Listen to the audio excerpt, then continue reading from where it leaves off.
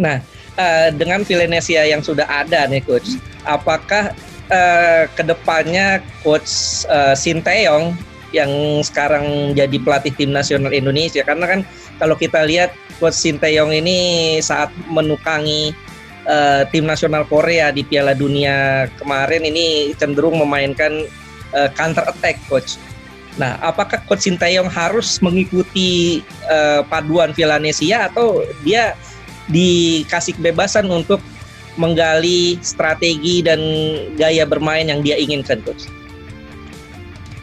Ya, sebenarnya Indonesia sudah harus bersyukur dengan banyaknya model-model pelatih yang datang, kualitas-kualitas pelatih tim nasional yang datang, dan itu tidak akan mempertentangkan satu dengan yang lainnya. Orang kurikulum itu akan bisa menjadi bahan masukan. Eranya Luis ada hal yang bisa kita ambil. Eranya Kutsin ada hal yang kita bisa ambil. Villanesia bukan berarti tidak belajar counter attack. Belajar. Jadi tidak ada yang harus dipertentangkan. Kalau sudah bicara tim nasional, karena pelatih yang dipilih itu, ya bisa saja dia paham Villanesia, bisa saja tidak. Villanesia itu adalah kurikulum dasar untuk filosofi sepak bola Indonesia yang sesuai dengan kultur, dengan fisik, dengan karakter dan lain sebagainya orang Indonesia.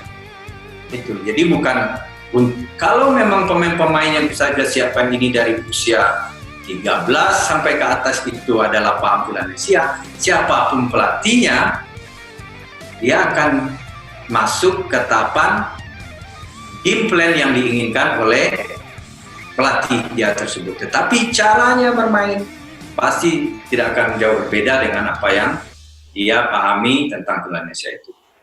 Dan ingat, Villanesia baru beberapa tahun ini. Jangan dibilang hasil-hasil yang dilakukan oleh pelatih tim nasional itu hasil Villanesia. Belum. Villanesia ini akan kelihatan dampaknya 5-10 tahun yang akan datang. Kalau penyebaran ilmu kepelatihan Villanesia ini dimulai dari usia anak 6 tahun sekarang sampai senior. Ini baru. Kita baca lagi pertanyaan dari audiens kita, Coach. Ada dari Rianto. Dia bertanya prospek Garuda Select, Coach. Ada 3 pemain yang masih ada di Inggris, Coach. Amiruddin Bagus Kavi, Brilian Aldama, dan juga David Maulana. Ini menurut Coach, tanggapan Coach sendiri seperti apa, Coach? Dengan potensi-potensi pemain ini, Coach? Kalau masalah potensi, kita nggak perlu dipertanyakan lagi. Sudah bagus. Sekarang bagaimana potensi ini maksimal? Yang ujung-ujungnya dia menjadi pemain elit atau pemain senior nanti yang benar-benar mumpuni secara individu.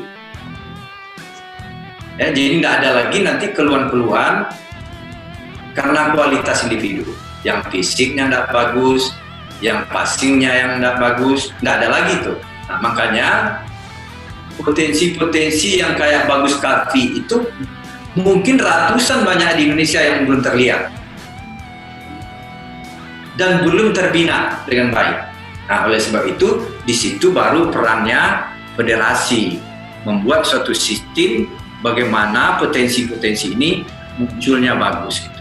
Nah, bisa lewat Aspro programnya, lewat klub programnya. Jadi bukan dari PSSI yang di FX sendiri. Ini kan banyak selama ini semuanya kesalahan PSSI yang ada di FX. Gitu. Nggak bisa begitu. Jadi harus bareng-bareng. Ini pertanyaan dari Mas Hirom. Dari dulu sampai sekarang, menurut Coach Indra, siapa pemain terbaik untuk timnas di masing-masing posisi, Coach? Dari dulu sampai sekarang. 11 orang dong. Iya, kira-kira, Coach.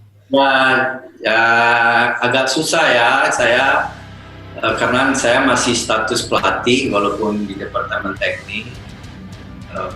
Menurut saya hampir semua pemain-pemain kalau kita melakukan pemanggilan sampai bingung. Semua pemain yang ada di Indonesia ini berkualitas menurut saya. Sekarang tinggal kita mau buat game plan yang gimana, cara main yang bagaimana, lawan-lawan yang kita hadapi gimana, eventnya kayak apa. Contoh, saya menyiapkan SEA Games dengan menyiapkan kualifikasi Piala AFC pasti berbeda. Ya. SEA Games hanya 20 pemain. Nah, tentu pemain yang terpilih di SEA Games dengan pemain yang terpilih di U22 AFF itu tentu berbeda. Nah, jadi saya nggak mau menyebutkan siapa-siapa pemain terbaik. Semua pemain-pemain yang saya latih, yang saya panggil biasanya berbuat yang terbaik. Nah, di Indonesia juga kan sering masalah pencurian umur nih, Coach. Ini kedepannya antisipasi PSSI dan juga Coach Indra sebagai direktur teknik untuk menghindari pencurian umur di kompetisi-kompetisi junior seperti apa, Coach? Ini tanggung jawab negara, Mas, bukan tanggung jawab PSSI. Ini masalah moral, ya kan? Dua yang dia langgarnya. Satu, hukum. Aktanya sesuai dengan akta yang dikeluarkan oleh negara, dia kelahiran 94 misalnya, 2 Januari 94, dia robah itu, polisi harus tangkap dia karena memalsukan dokumen negara. Yang kedua, dia ngelawan Tuhan tuh, Mas. Takdir Tuhan lahir 94, dia robah takdir itu gitu. Nah, jadi ini masalah moral, nggak perlu direktur teknik mensiasati itu karena memang di AFC pun tidak ada itu yang namanya screening. Karena begitu kedapatan paspor itu palsu, nah itu resiko berat. Nah, jadi tidak perlu juga tuh ya turnamen usia muda screening pakai polisi, pakai camat, pakai tidak perlu.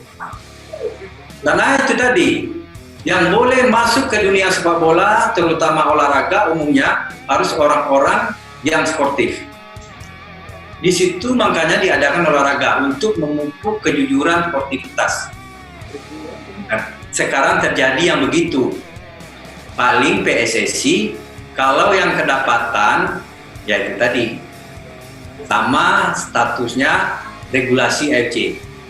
Tidak boleh dia ikut kompetisi seumur hidup dan lain sebagainya. Itu regulasi itu bisa sih diatur. Tapi ini masalah moral, ya kan? Bohong, ya kan? Masalah kebohongan. Nah, ada juga pertanyaan yang lain, Coach, dari Reynaldi. Ya. Coach Indra Safri pilih Messi atau Ronaldo, Coach? Kenapa?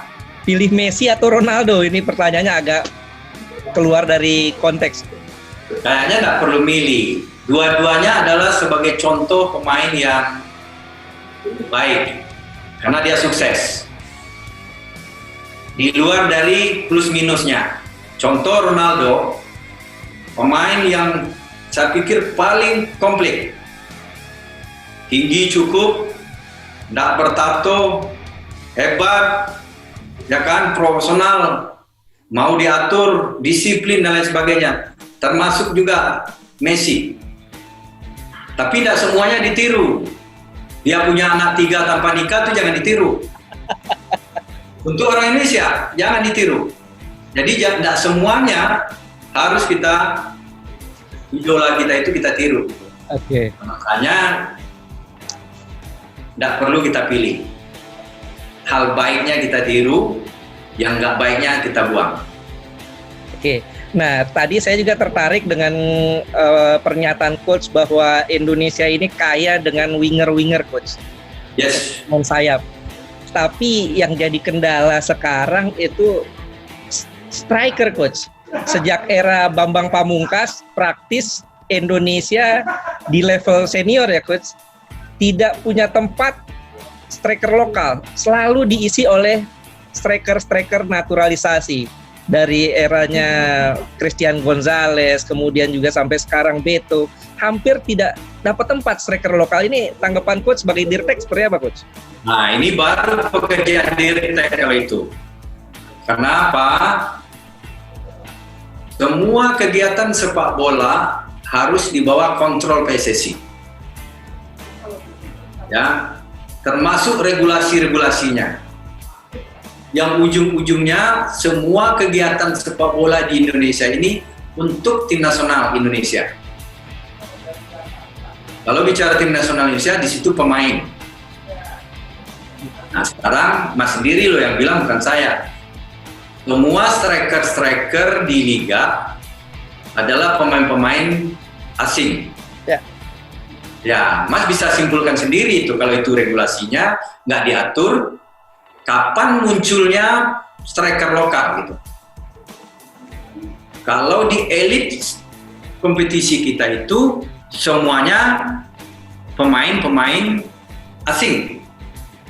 Nah, saya coba pelan-pelan nih mengajak klub nanti berpikir lebih jernih, berpikir lebih visioner, visi ke depan, visi untuk tim nasional. Di mana kalau kompetisi tahun 2022 atau 2021 semua striker wajib orang lokal misalnya. Ini contoh kalau memang semua klub menyadari bahwa klub itu adalah pabriknya pemain untuk tim nasional. Saya coba membuat regulasi itu, memberi masukan ke federasi mengatur operatornya. Nah, dan juga kalau kita lihat kan dari segi kepelatihan, coach, kita sudah banyak mengeluarkan waktu, mengeluarkan dana juga untuk menambah lisensi pelatihan. Tapi kenyataannya, coach, pelatih-pelatih di liga elit kita, di Liga 1 ini rata-rata pelatih asing, coach. Kurang ada kepercayaan terhadap pelatih lokal. Gimana tanggapan, coach? Kalau di industri sepak bola, persaingan itu biasa. Nggak bisa kita mengatur, misalnya pemilik klub wajib memilih pelatih lokal, gitu. Nggak bisa. Karena yang menentukan kualitas. Walaupun kita sama-sama A-Pro, UEA Pro, tapi kalau misalnya kualitas nggak ada, nggak akan dipilih klub. Kalau itu kita susah ngaturnya. Yang bisa diatur, pelatih-pelatih asing yang masuk harus memenuhi regulasi yang kita buat. Kalau misalnya PSSI dan Liga sudah menentukan bahwasanya pelatih yang menangani di Liga 1 adalah sertifikasinya harus pro. Nah, jangan diakal-akalin dong. Orang asing yang pro itu diberikan kemudahan gitu, nggak bisa. Itu mungkin bisa kita atur. Tetapi jangan juga diharap pelatih-pelatih pro kita semuanya harus menangani tim liga, nggak bisa. Itu kualitas yang menentukan. Yang bisa PSSI ikut nanti mungkin melihat yang tidak memenuhi persyaratan, yang dibohong-bohonginnya kita, dia nggak memenuhi syarat A-Pro, dia anggapnya di A-Pro itu tidak boleh. Itu bisa tegas PSSI. Pasti. Ya, itu concern dari PSSI, dari Pak Ketum, saya rasa di situ. Dia akan main dengan aturan. Selama ini Liga Indonesia, Liga 1 begitu meriah, supporter datang begitu luar biasa, tapi efeknya buat timnas belum terasa. Menurut Coach Indra, apa salahnya dengan kompetisi kita? Jadi kembali lagi ke tadi, niat kita membuat kompetisi itu adalah untuk tempat pabriknya pemain.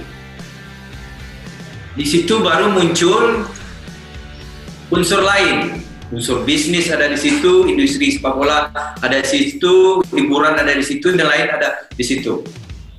Nah, oleh sebab itu yaitu tadi, pesertanya itu pemain. Pemain harus menjadi hal pokok. Contoh, sekarang berapa persen sih pemain asing yang ikut di liga kita?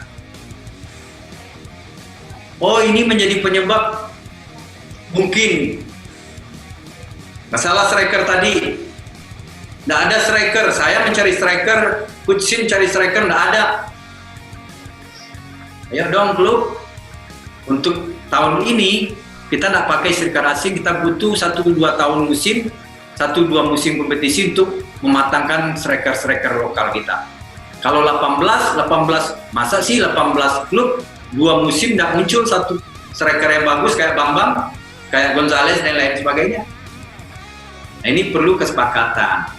Makanya menurut saya itu tadi perlu kebersamaan, perlu kesepahaman, perlu saling support. Yang itu tadi tuntutan masyarakat tidak ada lain.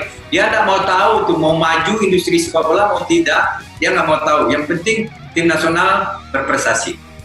Oke, nah closing statement Coach. Harapan Coach Indra ke depannya sebagai direktur teknik dan juga bagaimana harapan Coach Indra untuk masa depan sepak bola Indonesia yang lebih baik. Silakan Coach. Saya karena orang yang praktisi sepak bola, saya tidak berharap, saya akan berjuang sesuai dengan kapasitas saya. Saat saya di tim nasional jadi pelatih, izin Allah saya sudah perjuangkan dengan sekuat tenaga dan alhamdulillah ada prestasi. Sekarang saya takdirnya di departemen teknik.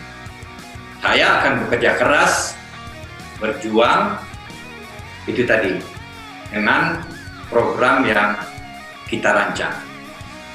Dan terakhir tentu kembali lagi ke pembicaraan kita dari awal tadi. Mari kita pakai filosofi permainan sepak bola dalam kita mengelola potensi sepak bola kita ini. Bareng-bareng untuk mencapai tujuan. Bersama-sama untuk mencapai gol. Jadilah penjaga gawang yang baik. Jangan penjaga gawang ingin menjadi striker, striker mau menjadi bek kanan, pelatih mau menjadi striker, jangan. Jalankan fungsi masing-masing sesuai dengan kapasitas masing-masing. Perlu kebersamaan dan terakhir semangat menolak menyerah. Oke, terima kasih Coach. Dan saya juga ucapkan sekaligus doakan semoga Coach Indra selalu sukses, selalu sehat, dan program-programnya berjalan bagus demi sepak bola Indonesia. Dan tadi pembicaraan menarik kita dengan Coach Indra Sapri sebagai Direktur Teknis PSSI. Kita doakan semoga masa depan sepak bola kita lebih maju dan timnas kita tentunya lebih berprestasi. Jangan lupa subscribe, share, dan juga klik loncengnya agar Anda dapat notifikasi konten-konten menarik dari kita. Saya Abdul Haris pamit. Salam olahraga.